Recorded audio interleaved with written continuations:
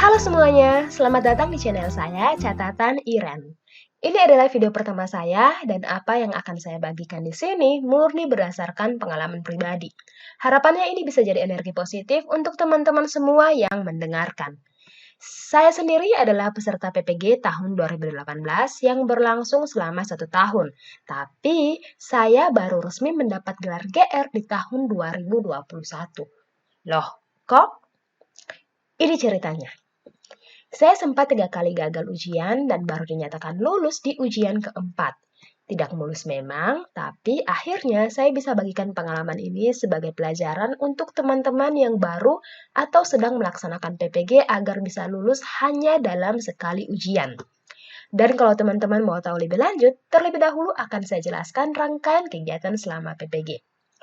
Pendidikan profesi guru atau disingkat PPG bertujuan untuk mempersiapkan lulusan S1 kependidikan dan non-kependidikan agar menguasai kompetensi guru secara utuh sesuai dengan standar pendidikan guru.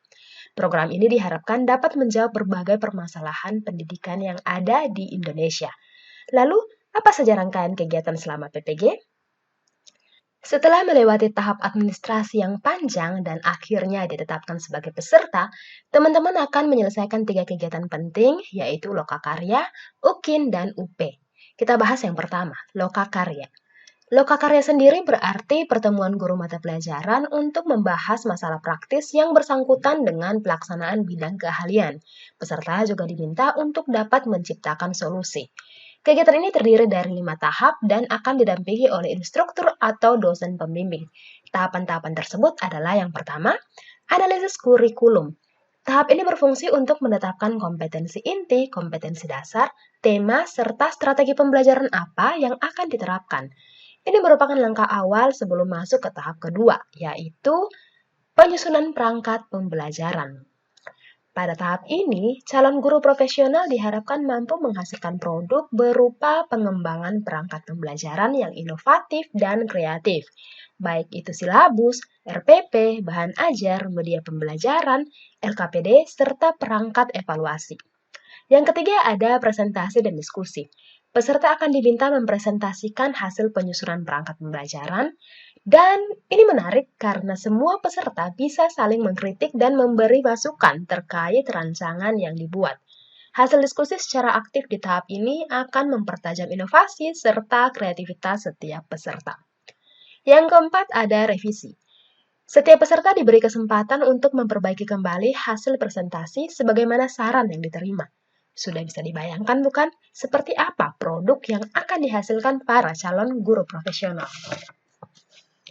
Yang kelima ada peer teaching.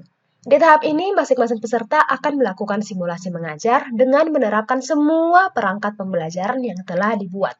Di akhir peer teaching, dosen akan memberikan masukan terkait teknis mengajar yang perlu diperbaiki. Selesai, kegiatan lokakarya akan dilanjutkan dengan ujian kinerja atau UKIN.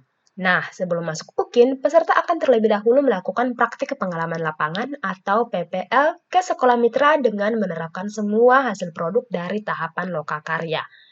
Di akhir dari PPL inilah, peserta akan melaksanakan UKIN. UKIN sendiri merupakan salah satu syarat utama dalam mempersiapkan guru profesional untuk memiliki bakat dan kompetensi sesuai dengan standar nasional pendidikan. Selanjutnya, yang paling terakhir dari rangkaian kegiatan PPG adalah UKM PPG atau UP, Uji Pengetahuan. Untuk menjamin tercapainya kompetensi yang utuh, peserta wajib mengikuti proses ini. Proses ini dilakukan secara nasional meliputi 4 kompetensi, yaitu pedagogi, kepribadian, sosial, dan profesional. Nah, kembali ke pengalaman saya sebelumnya. Gagal 3 kali sempat membuat saya putus asa hingga menolak beberapa kesempatan. Saya sendiri bukan satu-satunya yang gagal.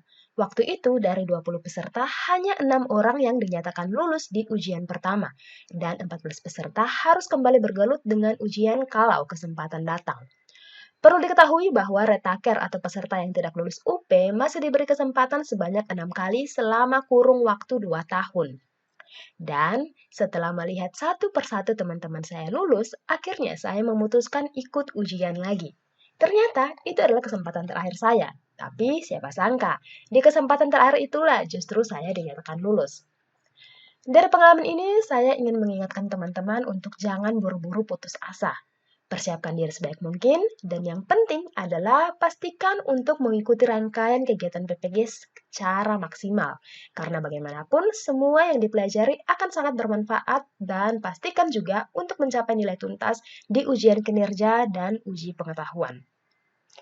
Terkait persiapan UP, yang paling penting adalah seberapapun sibuk, teman-teman harus tetap menyempatkan waktu belajar untuk uji pengetahuan ini. Karena soal-soal yang diuji, baik soal pedagogik, kepribadian, sosial, dan profesional, tidak dipelajari khusus dalam rangkaian kegiatan selama PPG. Untuk itu, buatlah kelompok belajar guna membahas soal-soal berdasarkan kisi-kisi. Kelompok belajar sangat membantu teman-teman untuk memahami dan mendalami soal dengan tingkat kesulitan maksimal. Latih dan perbanyak soal. Pastikan untuk menguasai semua secara baik. Jangan menyepelekan waktu belajar ini. Karena uji pengetahuan sangat menentukan apakah peserta layak menjadi guru profesional dan diberi sertifikat pendidik atau tidak. Saya sendiri sempat merasa diri mampu dan tidak benar-benar mempersiapkan diri. Dan akhirnya, Tuhan sepertinya mengajarkan saya apa itu rendah hati dan tidak mengandalkan kekuatan sendiri. Yang terakhir, jangan lupa berdoa dan melibatkan Tuhan dalam segala perencanaan. Semoga berhasil. Kalau ada saran maupun pertanyaan, teman-teman bisa komen agar selanjutnya akan saya jawab. Jangan lupa untuk support saya dan terus berbagi dengan cara subscribe dan aktifkan lonceng notifikasi agar teman-teman tidak ketinggalan video lainnya. Akhir kata, terima kasih, salam perjuangan.